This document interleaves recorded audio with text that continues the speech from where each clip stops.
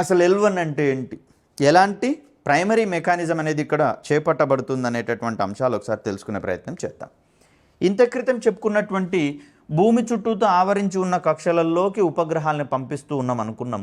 అందులో సమాచార ఉపగ్రహాలు ఉన్నాయి, వాతావరణ పరిశీలన ఉపగ్రహాలు ఉన్నాయి, శాటినావ్ సిస్టమ్స్ కూడా ఉన్నాయి. దీంట్లో ప్రైమరీగా చూస్తే మనకు భూనిమ్న కక్షలు పనికొస్తున్నాయి. ఇవి మనం ఎప్పుడో నేర్చుకున్నాం, భూనిమ్న కక్షలు. వీటినే మనము లో ఎర్త్ ఆర్బిట్స్ అని చెప్పేసి అని అంటున్నాం. దీని తర్వాత అంటే ఇవి భూ వాతావరణానికి, భూ ఉపరితలానికి చేరువలో ఉండేటటువంటి కక్షలుగా మనకు భూనిమ్న కక్షలు అనేవి కనిపిస్తాయి. మోరోవర్ ఇవి భూమధ్య రేఖకు సమాంతరంగా భూమికి ఎగువన ఉండేటటువంటి కక్షలుగా కూడా మనం చెప్పుకున్నాం. భూనిమ్న కక్షలకు పైన ఉండేటటువంటి కక్షలు మధ్యస్థ భూ కక్షలు అంటాం.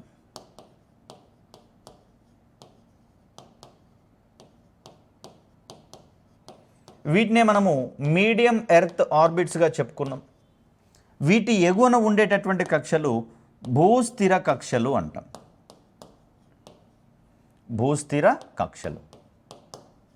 వీటినే మనము జియో స్టేషనరీ ఆర్బిట్స్గా చెప్పుకున్నాం. దీనికి ఎగువన ఉండేటటువంటి కక్షల్ని మనము ఎగువ భూకక్షలు అంటాం.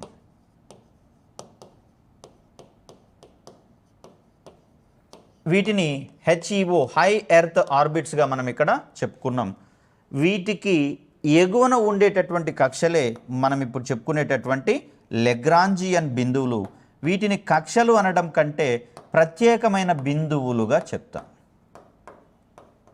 సో ఇవన్నీ కూడా భూమధ్య రేఖకు సమాంతరంగా ఎగువన ఉండేటటువంటి కక్షలు కాగా, భూమధ్య రేఖకు లంబంగా ఉండేటటువంటి కక్షలు కొన్ని రకాలు ఉన్నాయి. వీటిని మనము ధ్రువ కక్షలు అని,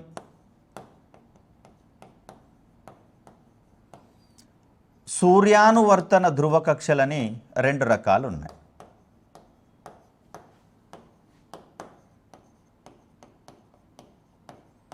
వీటిని మనము SSPO sun synchronous polar orbits, sun synchronous polar ఆర్బిట్స్గా మనం చెప్తాం. సో ఇవి పైనున్నటువంటి ఈ కక్షలన్నీ కూడా భూమి చుట్టూ పరిభ్రమించేటటువంటి కక్షలు.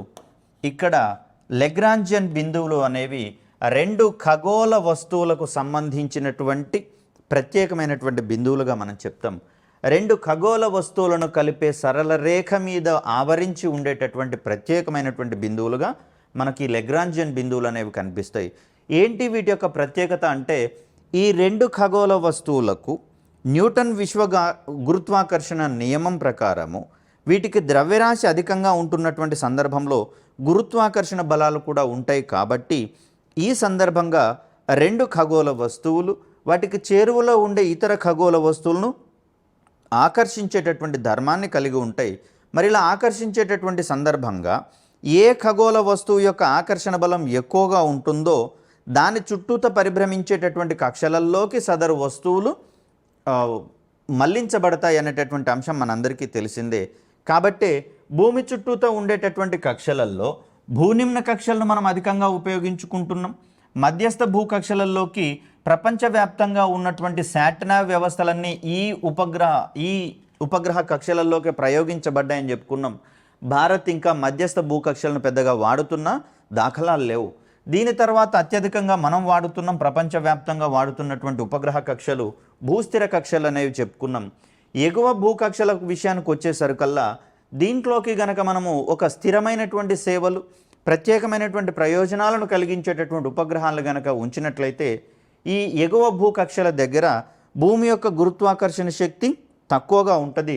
ఎందుకంటే ఎత్తుకు పోతూ ఉన్న కొద్దీ భూమి యొక్క ఆకర్షణ శక్తి ప్రభావం తక్కువగా ఉంటుందనేటటువంటి విషయం మనందరికీ తెలిసిందే.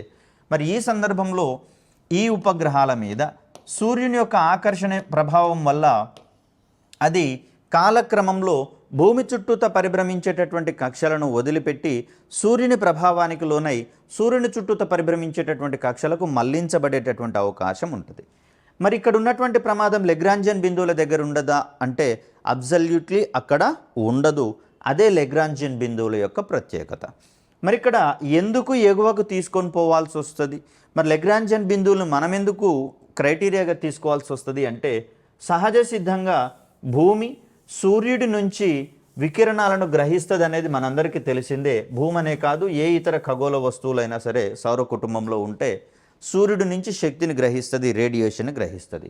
మరి ఇలా గ్రహించినటువంటి రేడియేషన్ని భూమి ఏం చేస్తుంది అంటే తిరిగి వాతావరణంలోకి విడుదల చేసేటటువంటి ప్రయత్నం చేస్తుంది. మరి ఈ సందర్భంగా భూమి చుట్టూతా ఉన్నటువంటి కక్షలలోకి కనుక ఈ ఆదిత్య L1 లాంటి స్పేస్ క్రాఫ్టుల్ని పంపించినప్పుడు, భూమి చుట్టూతా తిరుగుతుంది కాబట్టి ఇప్పుడు ఉపగ్రహం అని అందాం. ఇది భూమి కక్షలను దాటిపోతే కనుక దాన్ని స్పేస్ క్రాఫ్ట్ అంటాం కాబట్టి, ఇక్కడ ఉపగ్రహాన్ని కనుక మనము ప్రయోగించినటువంటి సందర్భంగా దీని యొక్క ప్రాథమికమైనటువంటి విధి ఏంటి అంటే దీనిలో ఉండేటటువంటి కెమెరాల ద్వారా, సెన్సార్ల ద్వారా అది సూర్యుని అధ్యయనం చేయాల్సి వస్తుంది. సూర్యుని అధ్యయనం అనుకుందాం, అంటే డిఫరెన్సెస్ కూడా కొంత మాట్లాడుకుంటే మనకు ఒక క్లారిటీ వస్తుంది కాబట్టి. మరి సూర్యుని అధ్యయనం చేసేటటువంటి క్రమంలో ఫర్ సపోజ్ సూర్యుడు ఇక్కడ ఉన్నాడు అనుకుందాం, తను సూర్యుడు. మరి ఇలాంటి పరిస్థితులలో సూర్యుడి నుంచి ఇది వెలుతురుని, వేడిని పొందుతూ ఉంది కాబట్టి ఈ సందర్భంగా గనక గమనిస్తే మనకు ఇక్కడ యువతల వైపున మొత్తము ఛాయా ప్రదేశం అనేది ఏర్పడుతూ ఉంది. మరి ఇక్కడ ఆదిత్య లాంటి ఉపగ్రహాలను భూమి చుట్టూతో ఉండేటటువంటి కక్షలలోకి ప్రయోగించిన సందర్భంగా కొంతకాలం పాటు భూమి యొక్క ఛాయా ప్రదేశంలో ఈ సదరు ఉపగ్రహం అనేది ఆదిత్య లాంటి ఉపగ్రహాలు ప్రయాణించాల్సి వస్తుంది. మరి అలాంటి సందర్భంగా సూర్యుని పరిశీలించేటటువంటి సందర్భము ఇక్కడ ఏర్పడదు. మోరోవర్ సూర్యుడి నుంచి వచ్చేటటువంటి శక్తి ఏదైతే ఉందో, రేడియేషన్ ఏదైతే ఉందో, సౌర కాంతి లేదా సూర్యరశ్మి ఏదైతే ఉందో ఉపగ్రహాల మీద పడ్డప్పుడు వాటిలలో ఉండేటటువంటి సోలార్ ప్లేట్స్ని అమరుస్తాము. ఈ సోలార్ ప్లేట్స్ నుంచి సౌర విద్యుత్ ఉత్పత్తి అవుతుంది. ఈ సౌర విద్యుత్ ఉత్పత్తి అనేది ఆ ఉపగ్రహాలలో ఉండేటటువంటి పరికరాలు పనిచేయడానికి అవసరమైనటువంటి శక్తిని అందించేటటువంటి వనరులు. మరి అలాంటప్పుడు భూమి యొక్క ఛాయా ప్రదేశంలో కనుక పోయినట్లయితే సదరు సోలార్ ప్లేట్స్ సౌర విద్యుత్ ఉత్పత్తి కావించడానికి అవసరమైనటువంటి శక్తి సూర్యుడి నుంచి అందదు కాబట్టి అక్కడ సౌర విద్యుత్ ఉత్పత్తికి ఆటంకం ఏర్పడుతుంది. తద్వారా పరికరాల యొక్క పనితీరు కూడా కొంతసేపు ఆపివేయాల్సినటువంటి పరిస్థితి వస్తుంది.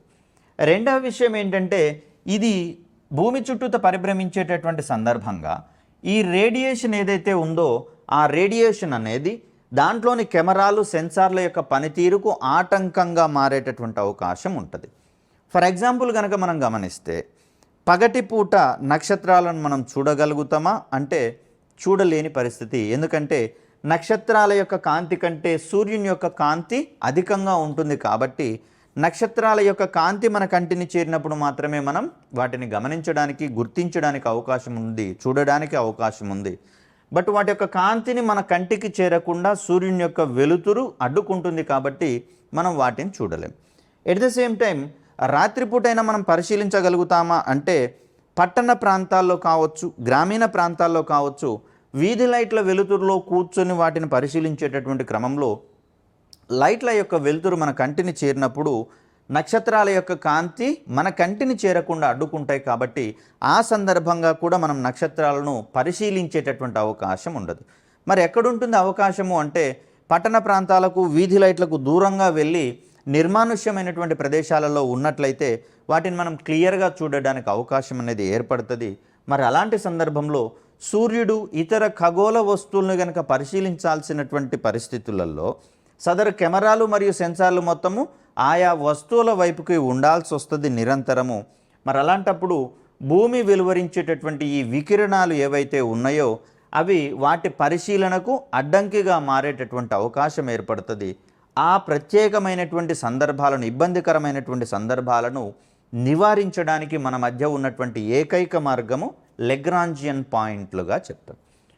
ఇక్కడ లెగ్రాంజియన్ పాయింట్స్ అనేవి భూమికి మరియు సూర్యుని యొక్క ఆకర్షణ ప్రభావాలు లేదా గురుత్వాకర్షణ శక్తులు సమానమయ్యేటటువంటి బిందువుగా చెప్తాం. ఏం సమానమవుతుంది అంటే ఆ బిందువుల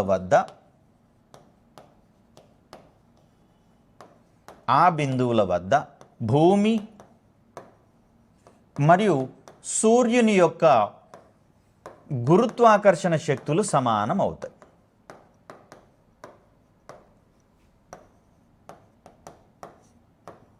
గురుత్వాకర్షణ శక్తులు సమానమవుతాయి.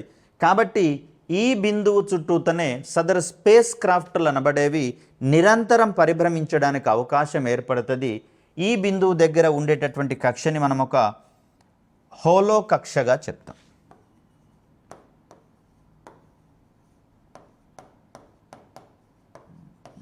అంటే L1 పాయింట్కి ప్రయోగించబడినటువంటి స్పేస్ క్రాఫ్ట్ ఏదైతే ఉందో అది సూర్యుని చుట్టూత పరిభ్రమించదు, భూమి చుట్టూత పరిభ్రమించదు.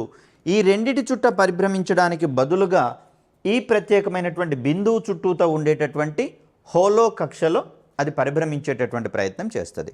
మరి ఇలా పరిభ్రమించేటటువంటి సందర్భంగా ఎలాంటి అడ్వాంటేజెస్ ఉంటాయి స్పేస్ క్రాఫ్ట్ కంటే? భూమి చుట్టూత పరిభ్రమించే సందర్భంగా ఏర్పడే ఇబ్బందులు ఏవి కూడా ఇక్కడ ఏర్పడవు. ఫర్ ఎగ్జాంపుల్ గమనిస్తే ఇక్కడ L1 చుట్టూత పరిభ్రమించే క్రమంలో భూమి సూర్యుని చుట్టూత పరిభ్రమించినప్పుడు L1 కూడా భూమితో సారూప్యంగానే తిరుగుతూ ఉంటుంది. కాబట్టి ఆ సందర్భంగా L1 బిందువు మూవ్ అవుతుంటుంది, దాని చుట్టూత తిరిగేటటువంటి స్పేస్ క్రాఫ్ట్లు కూడా మూవ్ అవుతూ ఉంటాయి. ఇప్పుడు ఇక్కడ ఉన్నటువంటి సూర్యుడి యొక్క వెలుతురు మనకు నిరంతరము ఈ స్పేస్ క్రాఫ్ట్కి అందేటటువంటి అవకాశం ఉంది. కాబట్టి కంటిన్యూస్లీ సౌరశక్తి అందుబాటులో ఉంటుంది. కాబట్టి అక్కడ సౌర విద్యుత్ ఉత్పత్తి అనేది కంటిన్యూస్లీ ప్రొడ్యూస్ అవుతూ ఉంటుంది. అదేవిధంగా వెలువడినటువంటి సౌర విద్యుత్ అనేది ఈ స్పేస్ క్రాఫ్ట్లోని పేలోడ్స్ పనిచేయడానికి అవకాశం ఉంటుంది, నిరంతరం పనిచేయడానికి అవకాశం ఉంటుంది. మోరోవర్ మనకు ఆదిత్య L1 అనేది సూర్యుని అధ్యయనం కోసం ఉద్దేశించబడింది. కాబట్టి ఇది ఎల్లప్పుడూ సూర్యుని గమనించుకుంటూనే ఉంటుంది. ఏ కోణంలో కూడా భూమి యొక్క ఛాయా ప్రదేశం యువతల వైపున పడుతుంది. కాబట్టి ఆ సందర్భంగా మనం L1 పాయింట్ దగ్గరికి ప్రయోగించినటువంటి స్పేస్ క్రాఫ్ట్ ఏదైతే ఉందో భూమి యొక్క ఛాయా ప్రదేశంలో పనిచేసేటటువంటి అవకాశం ఉండదు. రెండవ విషయం ఏంటంటే భూమి వెలువరించేటటువంటి రేడియేషన్ యొక్క ప్రభావం దీని మీద ఉంటుందా అంటే వికిరణాల యొక్క ప్రభావం ఉండదు. ఎందుకంటే ఈ L1 పాయింట్ అనేది భూమి నుంచి గనక గమనిస్తే 15 లక్షల కిలోమీటర్ల ఎత్తులో ఉంటుంది భూ ఉపరితలానికి. దీన్నే మనం మరో రకంగా 1.5 మిలియన్ కిలోమీటర్ల ఎత్తులో ఉన్నట్లుగా మనం చెప్తాం. మరి ఇంత హైట్లో ఉన్నప్పుడు భూమి విడుదల చేసేటటువంటి వికిరణాల యొక్క ప్రభావము స్పేస్ క్రాఫ్ట్ మీద పడదు. సో అలా భూమి వెలువరించే వికిరణాల ప్రభావం ఉండదు, భూమి యొక్క ఛాయా ప్రదేశంలోకి అది ప్రయాణించేటటువంటి అవకాశం ఉండదు. మోరోవర్ సూర్యుడి నుంచి నిరంతరం దానికి శక్తి అందుతుంది. కాబట్టి మనకు ఆదిత్య L1 అనేది లెగ్రాంజియన్ పాయింట్ 1కి పంపించడం సమంజసం అనేటటువంటి అంశంగా ఇక్కడ మనం చూస్తాం. మోరోవర్ ఇలాంటి బిందువులు ఎన్నున్నాయి సార్ మనకు అంటే ఇక్కడ మోరోవర్ ఇట్లాంటి బిందువులు ఎన్నున్నాయి సార్ మనకు అంటే L1 బిందువు ఇక్కడ మనకు ఒకటి కనిపిస్తూ ఉంది. దీని తర్వాత భూమికి యువతల వైపున L2 బిందువు అనేది ఒకటి కనిపిస్తూ ఉంది. సో L1 మాదిరిగానే L2 ఉంటుంది. అయితే అత్యధికంగా ఉపయోగపడుతున్నటువంటి బిందువు ఏది అంటే L2 బిందువుని మనం చెప్పుకోవాల్సి వస్తుంది. L1 బిందువుని ప్రపంచ దేశాలు చాలా తక్కువగా వినియోగించుకుంటూ ఉన్నాయి. ఈ ప్రపంచ దేశాలలో కేవలము అమెరికాకు చెందినటువంటి నాసా, అదేవిధంగా యూరోపియన్ యూనియన్కి సంబంధించినటువంటి యూరోపియన్ స్పేస్ ఏజెన్సీ, ఇవి రెండు మాత్రమే ఇప్పటి వరకు ఈ L1, L2 బిందువుల్ని సమర్థవంతంగా వినియోగించుకుంటున్నాయి. ఇక్కడికి స్పేస్ అబ్జర్వేటరీలను ప్రయోగిస్తున్నాయి. స్పేస్ అబ్జర్వేటరీస్ అంటే ఖగోళ అధ్యయన కేంద్రాలను ఆ బిందువుల వద్దకు ప్రయోగించేటటువంటి ప్రయత్నం చేస్తున్నాయి. మరి L1 పాయింట్ దగ్గర ఏమన్నా ఉన్నాయా సార్ అంటే ఆల్రెడీ యూరోపియన్ స్పేస్ ఏజెన్సీ పంపించినటువంటి సోహో, దీన్నే మనం సోలార్ హీలియోస్పియరిక్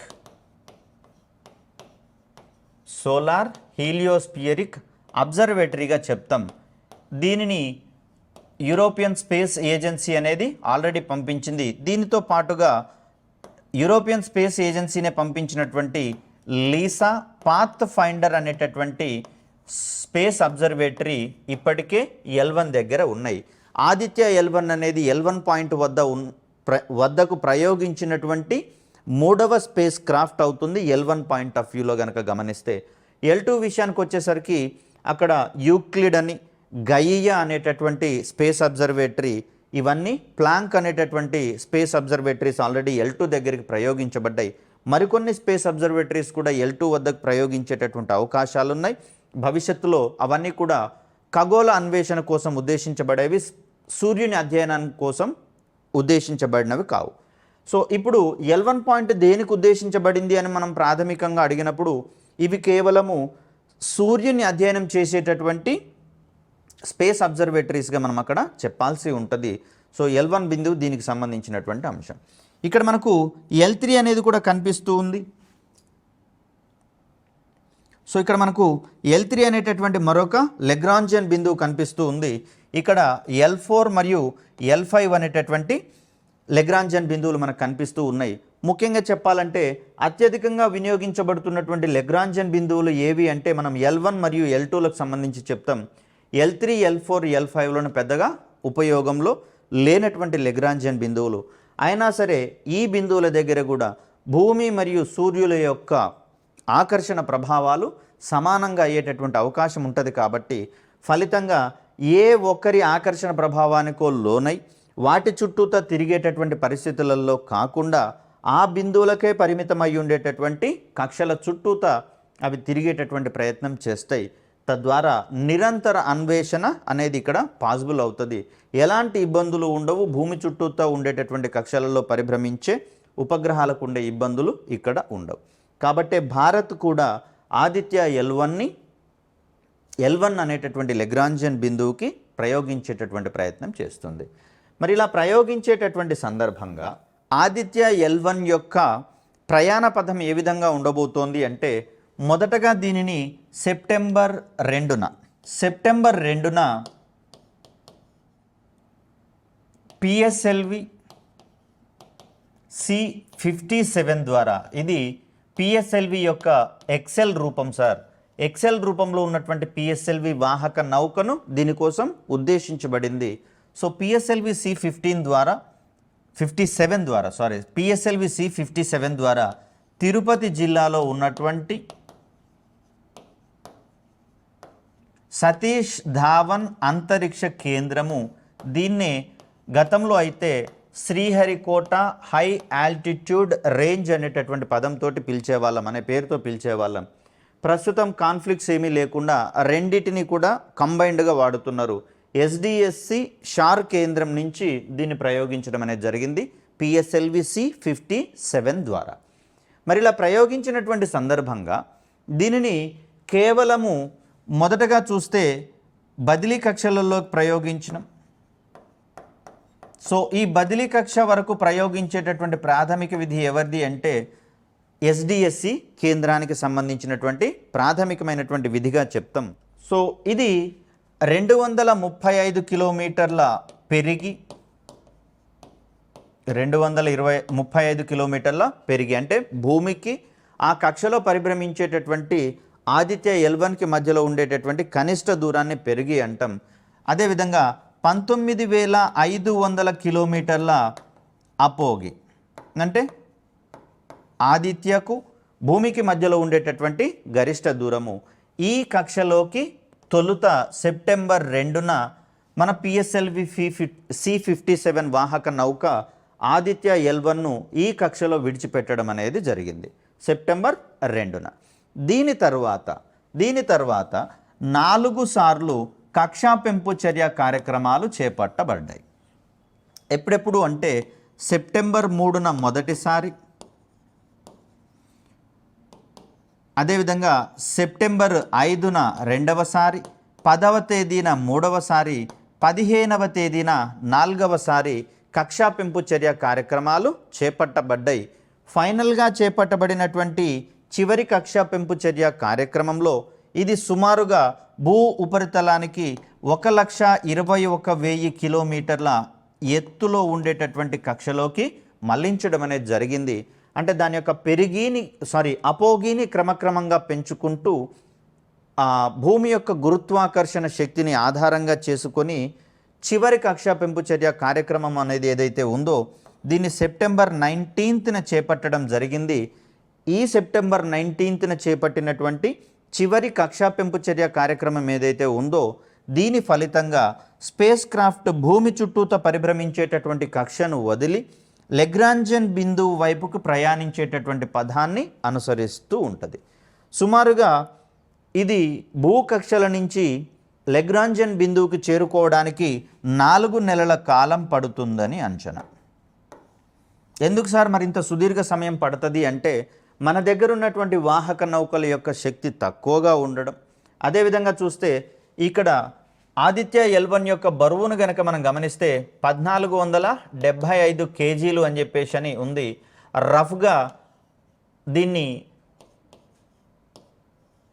ఒక స్థానానికి గనక కుదించి రాస్తే 1480 కిలోలు అని చెప్పేసి అని అనుకోవచ్చు. సో ఈ బరువు ఉన్నటువంటి పేలోడ్, ఈ బరువు ఉన్నటువంటి ఉపగ్రహాల యొక్క బరువుని నిర్దేశిత కక్షలోకి చేర్చాలి అంటే మన వాహక నౌకలకు ఉన్నటువంటి బలం చాలా తక్కువ. మరి అలాంటప్పుడు దీనిని అమాంతం 15 లక్షల కిలోమీటర్ల హైట్కి చేర్చాలి అంటే మన దగ్గర ఉన్నటువంటి వాహక నౌకల యొక్క సామర్థ్యం సరిపోదు. కాబట్టి మధ్య మార్గంగా భారత్ ఏం చేస్తోంది అంటే, భూమి యొక్క గురుత్వాకర్షణ శక్తిని ఉపయోగించుకుంటూ సదర్ స్పేస్ క్రాఫ్ట్ అనేది L1 వైపుకి ప్రయాణించేటటువంటి అవకాశాల కోసం చూస్తుంది. సో దీనికోసం ఇక్కడ గమనిస్తే మనకు మొదటి కక్షా పెంపు చర్య కార్యక్రమం ఇక్కడ కనిపిస్తూ ఉంది. రెండవ కక్షా పెంపు చర్య కార్యక్రమంలో ఏం చేస్తున్నామంటే కేవలం అపోగిని మాత్రమే పెంచేటటువంటి ప్రయత్నం చేస్తున్నాం. ఇది మూడవ కక్షా పెంపు చర్య కార్యక్రమం.